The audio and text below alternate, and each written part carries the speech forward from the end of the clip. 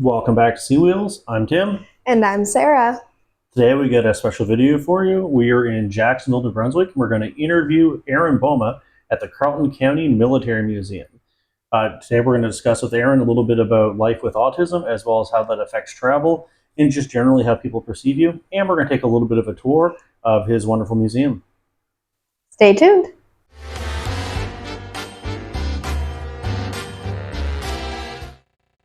Today we're on site with Aaron Bouma. He is the curator of the Carleton County Military Museum, I believe is the official title.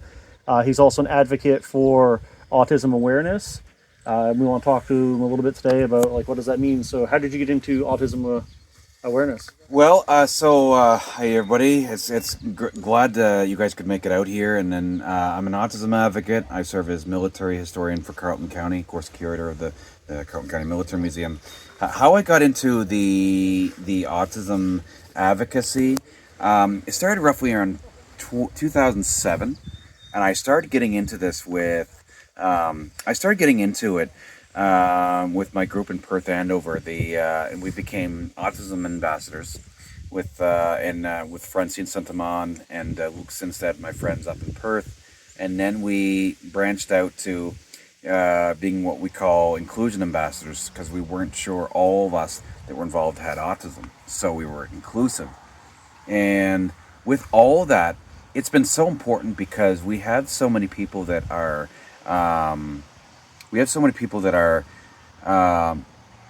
being diagnosed now, but even just before then, so many people that were undiagnosed. It's important to, and I had this drive. I know I'm autistic.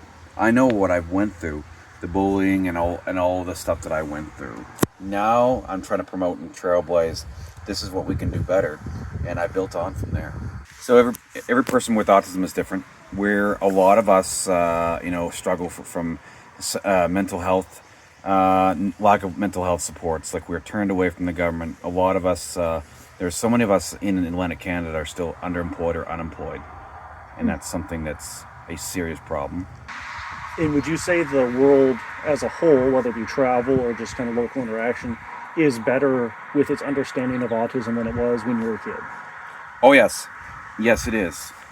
It is. Although it is certainly for kids. Certainly it is for kids. Adults, it's still like driving off a cliff, and when you're 18, like the services stop, or there's no assistance. There's no they think it's almost as if that certain systems or societies, they think that you outgrow autism as a kid, and then there's no, they do not realize it. And either they don't realize or they don't understand.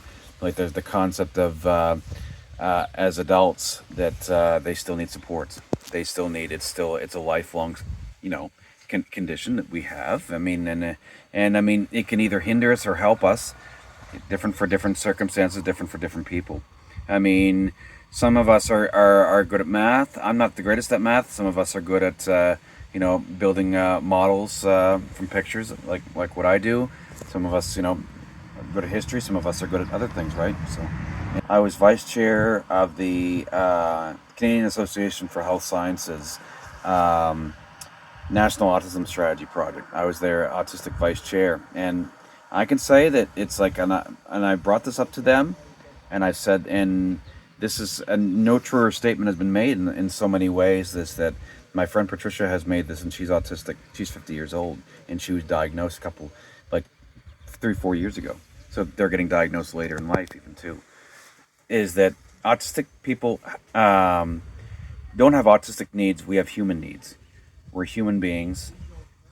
We're just as diverse in as far as the community as non-autistic people. We have differences, we have successes, we have failures, and part of the human society, we're as diverse in different ways than the neurotypical setting. Right? We're human, so we have human needs. How did you find your experience was during the pandemic, and also coping with autism and how the world handles that? Did you find that was an extra struggle with how the world interacted?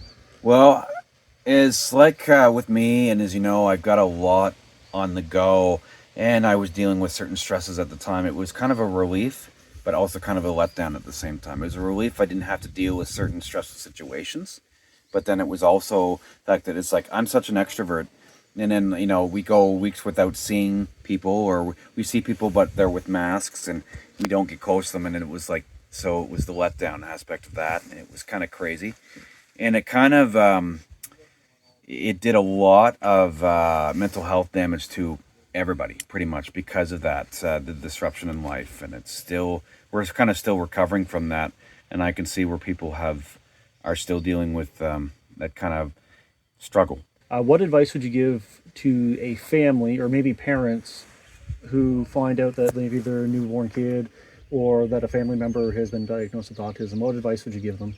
I would say do not give up in the slightest. Families have I know it's kind of like sometimes they think of it as a hard stop kick in the teeth or stuff like that, but it's not. You may have to do a bit more work to get them, and in through their struggles and whatnot, and know the world is not nice to us, know the world is not fair, and know but I mean, you can get through it. Do not give up. There is help out there. There is community help, there is organizational help, there's like Inclusion NB, there's autism advocates and advocacy that through parents, but as also as listen to self advocates as well, like me, because we have a first person experience, and we were kids once too. They sometimes parents forget that their kids will grow up to be an autistic adult, so they need to listen to the adults to see what it was like for them as a kid too. So never ever give up, because that's the last thing you ever want to do. And my mom never gave up on me. My dad never gave up on me. My sister, my brother never gave up on me. They were influential to helping me to get to where I am now. So tell me a little bit about when and why you opened the museum. So I was, even when I had the celebrations from in 2010 with the celebrating building over 200 model guns and rifles and stuff out of wood, right?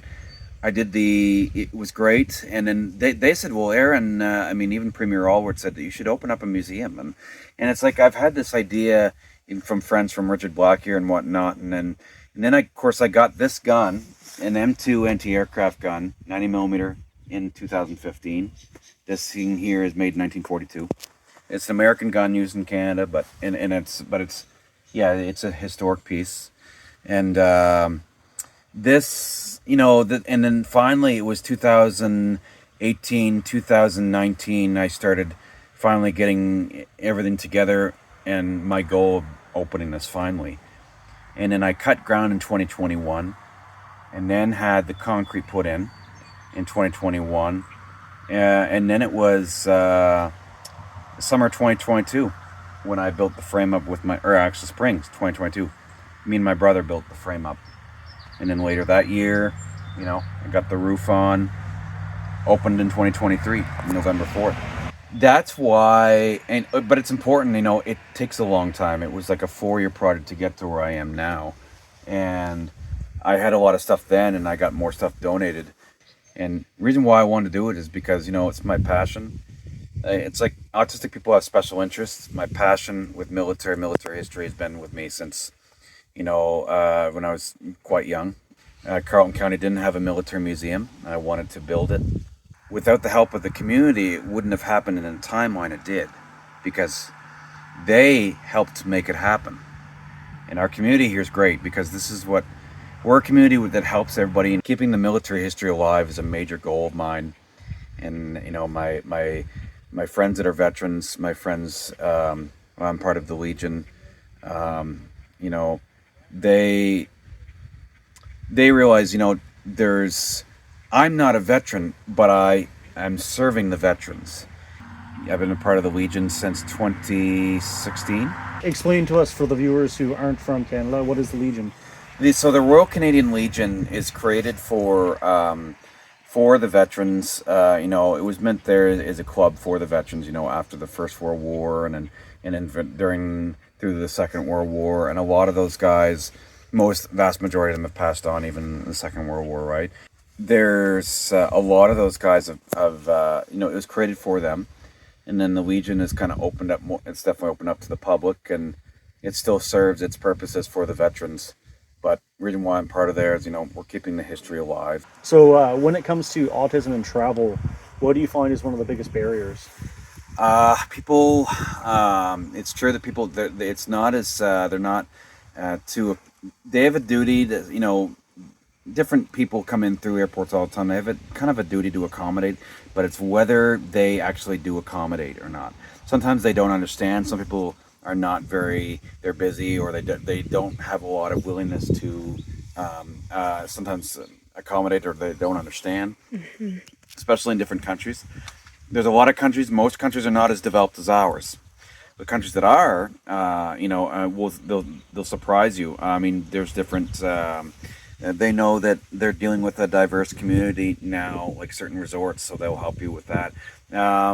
Sometimes the airports will help you, assist you, a person to assist you going from point A to point B in the airports, especially like something like Pearson, where it's like a jog, just a 10-minute jog just to get across the airport, and so there's always supports that are needed, but it doesn't mean that they're always there. They're not always consistent. It's kind of like school, where the supports for inclusion should be there, but they're sometimes intermittent, or there's changes that are made without the person's knowledge. And, yeah. So you say it's a little bit of a lack of understanding, because I find in the wheelchair community, or for wheelchair users, you'll get like a hotel room or a business that says they're wheelchair accessible, and that means they put a handlebar in the bathroom. Yeah, and that's all it is. But it's a lack of understanding rather than a lack of willingness to help. Yeah, it's a lack of understanding, and they think a quick fix will fix all. And like something, putting a handlebar in the bathroom is not going to be. It's not going to be.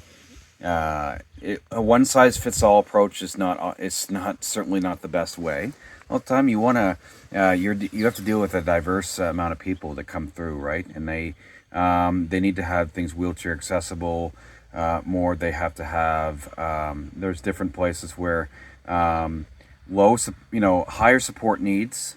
Higher support needs, autistic people have a harder time, but the higher support needs could be anybody that talks just as well as I do, but has more support needs. So if you could have one change specifically for air travel, or how they maneuver the airports, what would be one change you'd like to see made to help accommodate for people with autism? It would be good. I mean, I've outgrown a lot of my sensory issues, but a lot of my peers and a lot of my autistic friends have not. It's different for every person. So some of us have trouble with loud noises. Some of us have trouble with being around large crowds. So there should be some more people that are airport staff or airline staff that are their main job is to assist people with special needs, autism, in different sensory settings. So they should be trained, specially trained people that they could be there to assist. And sometimes there is that in the case of some regards, but there's still not a lot of that, you know what I mean? Or not enough of it. They do need more training, and it's the same thing as there's not enough EAs in the schools to go around in the classrooms. The same problem, kind of. So more training, more staff. Dream vacation. You can go anywhere in the world, no budget, no restrictions. Where would you go? That's a good question. I would go, I would do the battle tours of Europe. I would go all out, like everywhere from D-Day all the way to go to see certain places from Germany, Poland, go see Auschwitz and those historic spots that are very much, very touching, but incredibly, difficult times in the world, right? So I would go visit those countries. Thank you so much for taking the time to, share a little bit about your journey, and as well as share about the museum. We really appreciate it. Well, thanks so much, and I do appreciate you guys coming out, because it's great. I really do appreciate the support. We want to give a big thank you to Aaron for sharing a little bit of his story, as well as for showing his museum.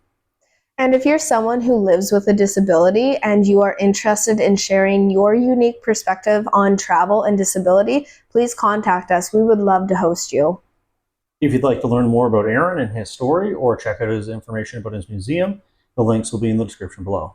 And remember, guys, if you want to travel better, it's as easy as Follow me.